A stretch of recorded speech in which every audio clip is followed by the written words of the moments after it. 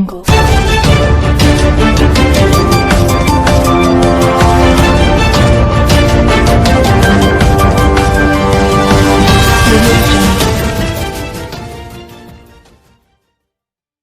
वालेकुम। Asia 41 news के साथ मैं हूं आपकी मेजबान इरम दानिश।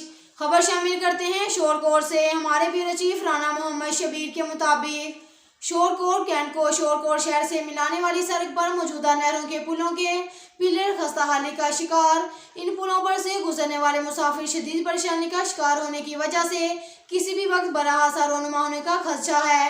कैंट रोड से गुजरने वाले मुसाफिर और इलाका मुकीन खौफ का शिकार हैं।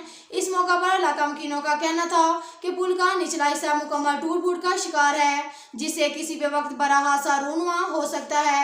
यहाँ से हैवी ट्रैफिक को मुकम्मल तौर पर फौरी बंद किया जाए और आला हुकाम से अपील की है इस पुल को फौरी तमीर करवाया जाए और ताकि किसी भी नागहानी सूरत हाल से बचा जा सके। अब तक के लिए इतना ही काफ़ी है। मिलते हैं अगले बुलेटिन में, हमारे साथ रहिएगा।